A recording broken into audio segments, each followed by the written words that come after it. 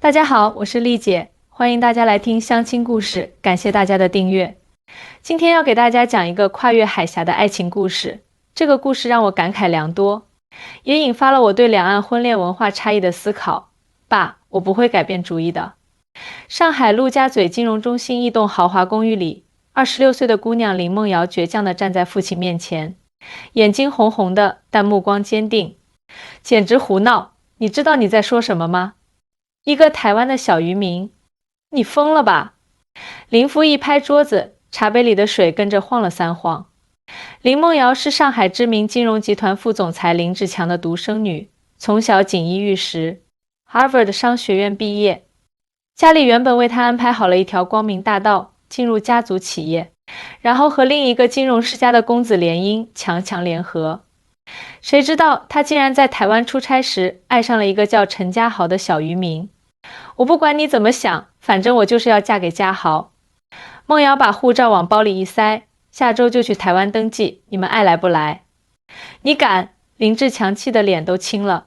你要是敢去，我就断绝父女关系。那就断吧。砰的一声，门被用力关上了。林母赶紧过来给林志强递上降压药，一边埋怨道：你看你好好说不行吗？这孩子从小就绝，你越是反对他越要干。林志强咽下药片，叹了口气：老婆啊，你是不知道那个小渔民的情况。我让人查过了，家里就一条破渔船，一个月能有2万新台币就不错了，折合人民币才4000多。梦瑶的一个包包都不止这个价。真的有这么夸张吗？林母有些不敢相信。台湾那边的渔业确实没有我们想象的那么差，有些大型渔业公司还是很赚钱的。但这个陈家豪绝对是小打小闹那种，我们梦瑶从小娇生惯养，怎么可能适应那种苦日子？林母犹豫了一下，要不我们亲自去台湾看看？对。林志强一拍大腿，不仅要去，还要带上律师，必须让梦瑶明白他这个决定有多荒唐。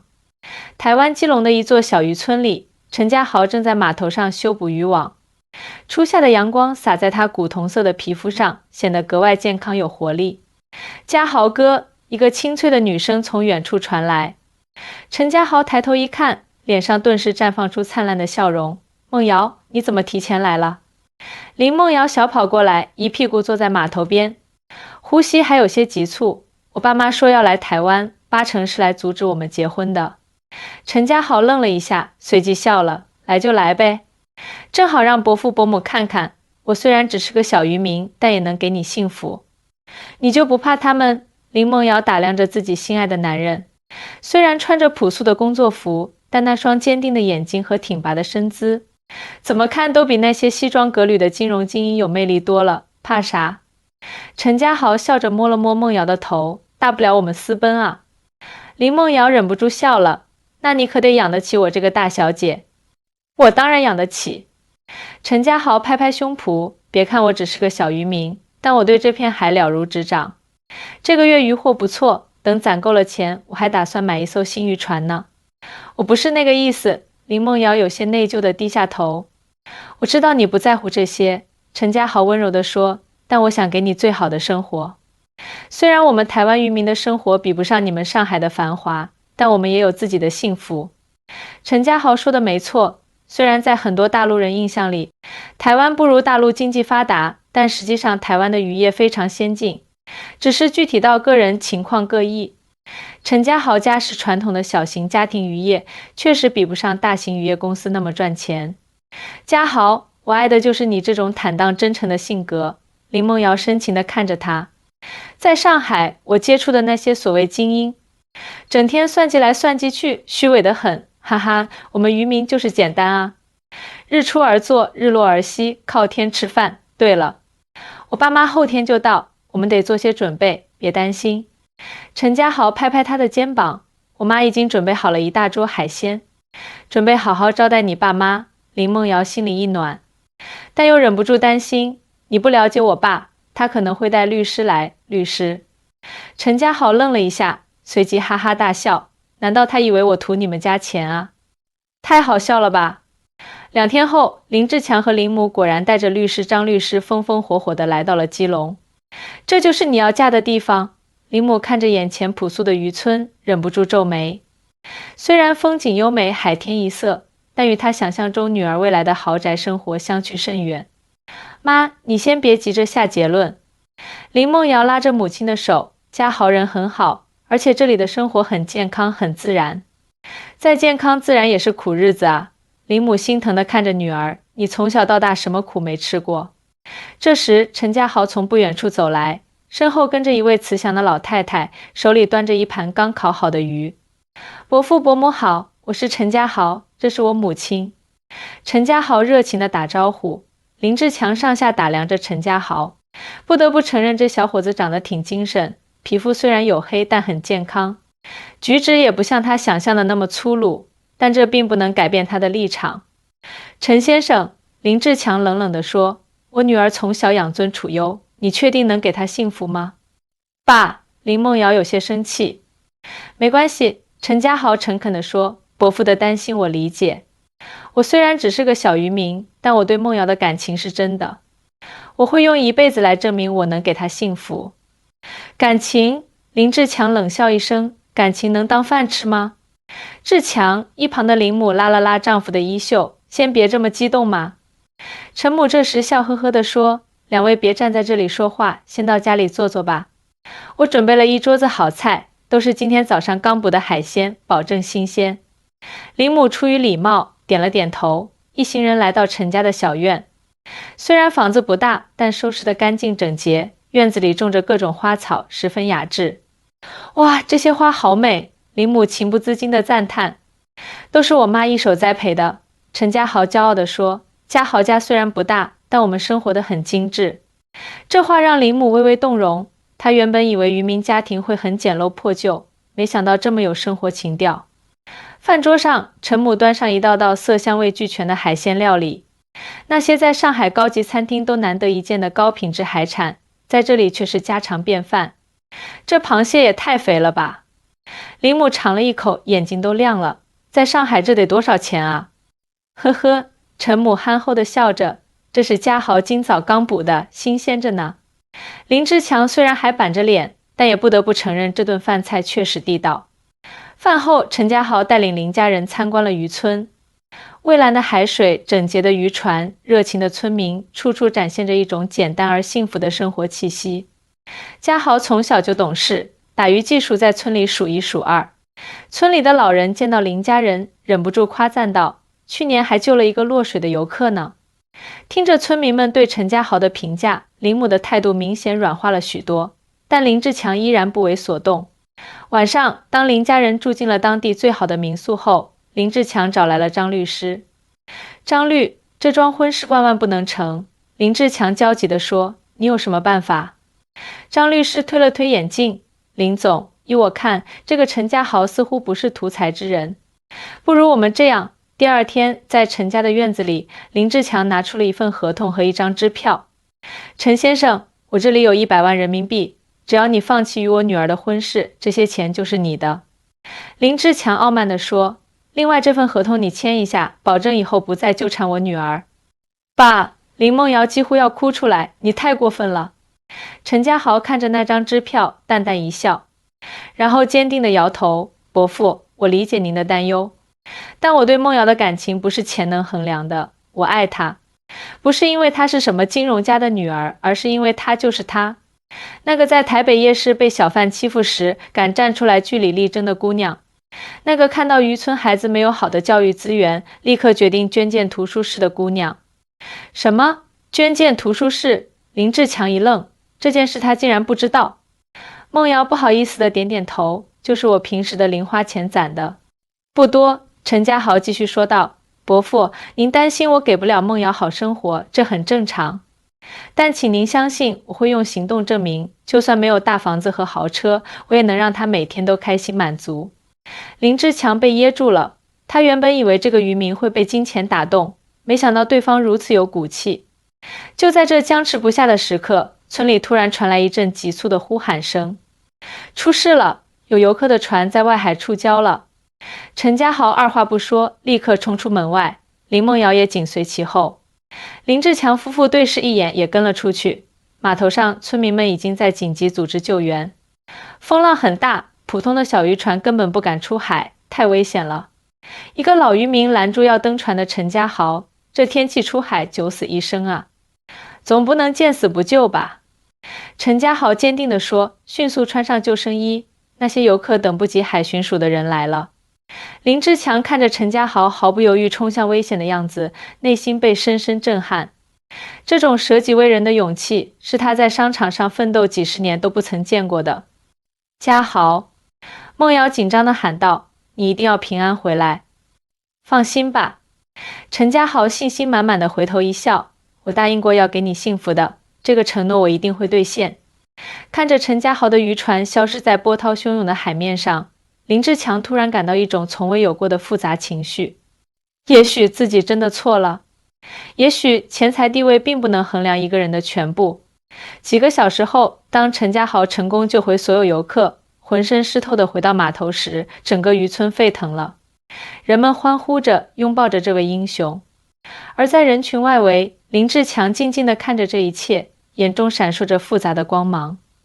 这个年轻人，他低声对妻子说，好像比我想象的要强很多。林母点点头，眼中含着泪水，孟瑶的眼光可能比我们想象的要准。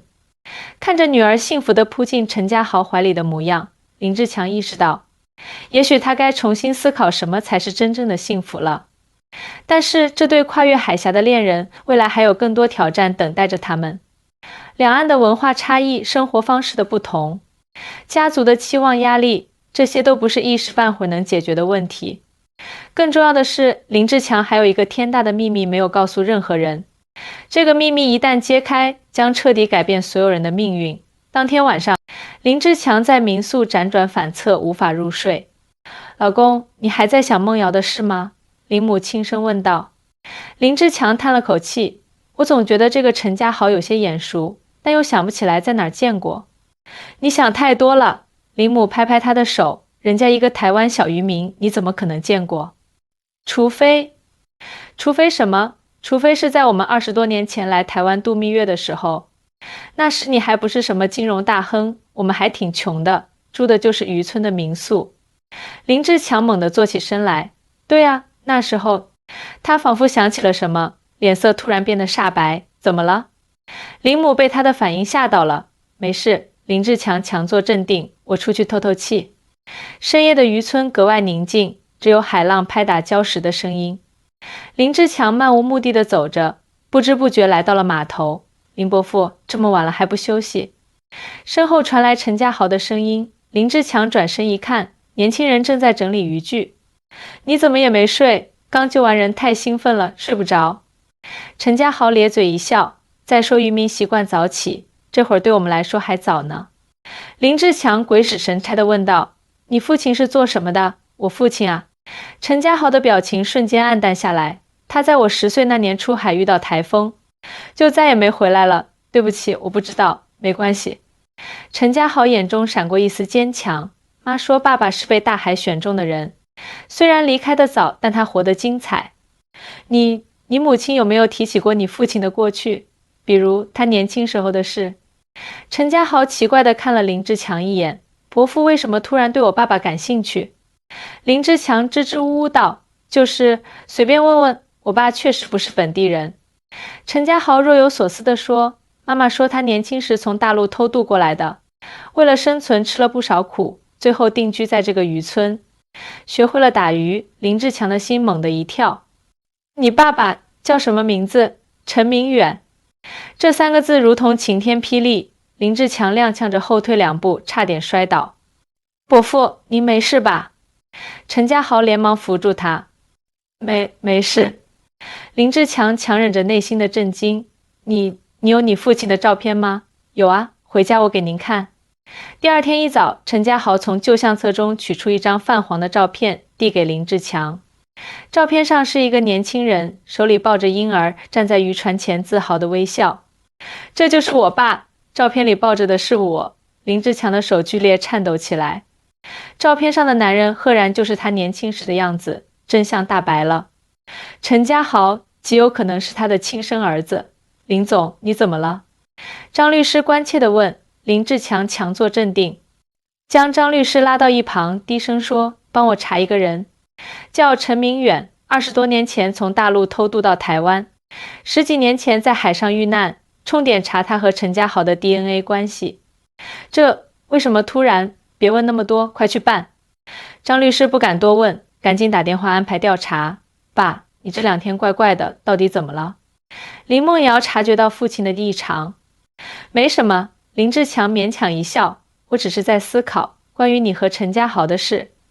你终于愿意考虑了？梦瑶眼睛一亮。林志强模糊地应了一声，心不在焉地看着远处的海面。如果陈家豪真的是他的儿子，那么梦瑶和陈家豪岂不是？想到这，林志强额头冒出冷汗。晚饭时气氛异常沉闷，林志强几乎不敢看陈家豪，生怕从他脸上看出自己的影子。林总，有结果了。张律师匆匆赶来，递给林志强一份文件。林志强迫不及待地拆开信封，看完后整个人如遭雷击，瘫坐在椅子上。爸，你怎么了？梦瑶紧张地跑过去。林志强看着女儿担忧的脸，再看看一脸困惑的陈家豪，突然痛哭失声。对不起，对不起。屋子里一片寂静，所有人都不明白发生了什么。志强，到底怎么回事？林母急切地问。林志强好不容易平静下来，颤抖着声音说：“我有一件事瞒了大家20多年。25年前，林志强还只是一名普通的上海青年，为了逃避债务，铤而走险偷渡到台湾。那时他用的是假身份陈明远。在台湾期间，他结识了陈母，2人相恋并育有1子。后来林志强得知上海的债务问题解决了，便决定回大陆重新开始。他答应陈母会寄钱回来，然后接母子去上海。当我回到上海后，很快认识了你妈妈。”林志强看着梦瑶说，事业也渐渐有了起色。我就背叛了在台湾的承诺，断绝了联系，开始了新生活。所以家豪是……林母脸色煞白。根据 DNA 比对，林志强艰难地说，陈家豪是我的亲生儿子，也就是梦瑶同父异母的哥哥。轰！这个消息犹如炸弹，炸得屋内每个人都呆若木鸡。不可能！梦瑶尖叫起来，你骗人！陈家豪脸色铁青，死死盯着林志强。所以我爸爸没有死在海上，而是抛弃了我和妈妈。对不起，对不起。林志强不停地道歉。我当年太自私了。陈母颤抖着走到林志强面前，仔细端详他的脸。我就说家豪长得像谁，原来是像你。明远，不应该叫你林志强是吧？25年了，你终于良心发现了。妈，陈家豪扶住摇摇欲坠的母亲，眼中满是心疼。林梦瑶崩溃了，跌坐在地上，泪流满面。所以我和家豪是亲兄妹？这不可能。陈家豪同样震惊不已，但他第一反应是安慰梦瑶，别哭，事情总有解决的办法。还有什么办法？梦瑶痛苦地摇头，我们是亲兄妹啊。我真的不知道。陈家豪也红了眼眶。林志强看着这一切，痛苦得无以复加。他的自私和谎言毁了多少人的幸福。我欠你们一个道歉。林志强跪了下来，特别是你，家豪和你妈妈。我当年的懦弱和自私，让你们吃了那么多苦。陈母看着昔日恋人现在悔恨的样子，复杂的情绪涌上心头。你走后不久，渔村来了个游客，和你长得有几分相似。我以为是你回来了，结果却是个海上走私犯。他被警察追捕，抢了我们的船逃跑，结果遇上台风。后来大家都以为那个人是我丈夫，我也就没有解释，让家豪以为那是他爸爸。总比告诉他被爸爸抛弃要好。陈家豪站在一旁，眼神复杂地看着这个素未谋面的父亲。这么说，我一直以为救了我的那个英雄，根本不是我爸爸。对不起，家豪。妈妈也有错。陈母哽咽道。屋子里的气氛沉重的几乎让人窒息，每个人都沉浸在自己的震惊和痛苦中。突然，梦瑶站了起来，擦干眼泪。不对，这不对。众人疑惑地看着他。张律师，梦瑶转向张律师，那份 DNA 报告给我看看。张律师将报告递给他。梦瑶仔细查看后皱起眉头，等等，这样的检测方式不准确。我在一个医学专题里看过，这种快速 DNA 比对有很大误差。真的吗？林志强心里升起一丝希望。我们必须做正规的亲子鉴定，孟瑶坚定地说。3天后，正规医院的亲子鉴定结果出来了，林志强与陈家豪无任何血缘关系。这怎么可能？林志强不敢相信。陈母长叹一声，其实当年你走后，我才发现自己怀孕了。但孩子不是你的，是我前男友的。他知道后马上回来找我，我们结了婚。只是他后来真的在海难中去世了，所以家豪不是我儿子。不是，陈母摇头，但你抛弃我的事实不会改变。林志强愣在原地，不知该哭还是该笑。一方面，他确实卑鄙地抛弃了陈母；另一方面，陈家豪不是他儿子的事实，意味着孟瑶和陈家豪的爱情没有伦理障碍。对不起，我欠你一个道歉。林志强真诚地对陈母说，虽然家豪不是我的孩子，但我当年的行为确实不可原谅。陈母看着满脸愧疚的林志强，心中的怨恨渐渐化开。都过去这么多年了，我早就放下了。林梦瑶和陈家豪对视一眼，既惊讶又欣喜，所以我们可以等等。林志强打断道，虽然你们没有血缘关系，但我还是要说，陈家豪，你确定能给梦瑶幸福吗？这次他的语气不再居高临下，而是充满了真诚的关切。陈家豪郑重地点头，伯父，我向您保证，我会用一生去爱护梦瑶，给她最真实的幸福。不是物质上的富足，而是精神上的充实，对吗？林志强若有所思。是的，其实我并不像您想象的那么穷。陈家豪笑了。我除了打鱼，还开发了一款渔业管理软件，现在已经被台湾多个渔会采用。我只是喜欢简单的渔民生活，并不意味着我没有能力给梦瑶好的生活。什么？林志强惊讶地看着他，你还是个程序员？业余的，陈家豪谦虚地说，但我的软件确实帮助很多渔民提高了效率，减少了风险。林母忍不住插嘴，我就说嘛，家豪不像表面看起来那么简单。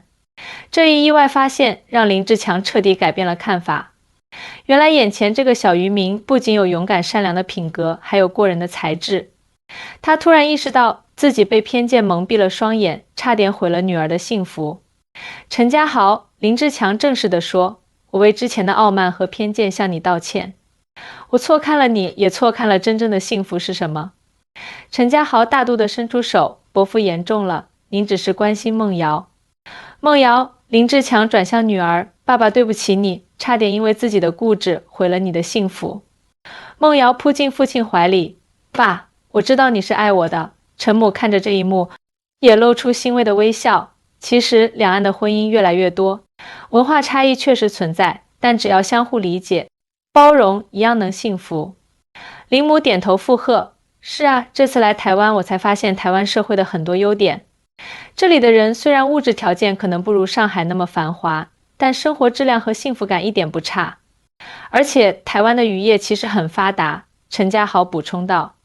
虽然规模不如大陆的一些大型渔业集团，但我们更注重可持续发展和生态保护，品质很受国际认可。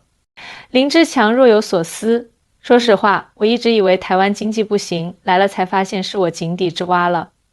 台湾的软实力和生活品质确实很高，两岸一家亲嘛。陈家豪笑着说，我们有很多共同的文化和价值观，只是表达方式可能不同。比如我们台湾人说话比较直接温和，大陆人有时候会显得比较急切强势。陈母打趣道，就像当年的林先生。众人都笑了起来，气氛一下子轻松了许多。最终，林志强正式向陈家豪和陈母道歉，并祝福孟瑶和陈家豪的婚事。作为补偿，他决定投资陈家豪的渔业软件项目，帮助他在大陆市场推广，造福更多渔民。婚礼在半个月后举行，就在陈家豪的渔村，简单而温馨。两岸的亲朋好友共同见证了这段跨越海峡的爱情。婚礼上，林志强主动举杯向陈母致歉，谢谢你的宽宏大量，也谢谢你培养了这么优秀的儿子。陈母微笑着点头，过去的已经过去了，重要的是珍惜现在，期待未来。看着幸福的新人，林志强感慨万千。我一直以为金钱和地位是衡量幸福的标准，直到来到这个渔村，我才明白，真正的幸福是内心的平静和与所爱之人在一起的满足感。爸，你终于开窍了。梦瑶开心地说：以后你和妈也可以常来台湾住一段时间，这里的生活节奏比上海慢多了，对身体好。好啦，林志强爽快地答应，我和你妈正好可以提前体验一下退休生活。婚礼结束后，陈家豪和林梦瑶决定两地生活，半年在台湾的渔村，半年在上海。他们要用实际行动证明，爱情可以跨越海峡，也可以超越文化与生活方式的差异。各位听众朋友们，听完这个故事，你们有什么感受呢？我是丽姐，今天跟大家分享的这个跨海峡爱情故事告诉我们，真正的爱情不分地域，不分贫富。无论是台湾还是大陆，无论是渔民还是金融精英，只要两颗心真诚相爱，就能克服一切困难。同时，我们也看到两岸文化虽有差异，但血浓于水的情感是相通的。婚恋路上，希望每一个有情人都能成为眷属，不被世俗的偏见所束缚。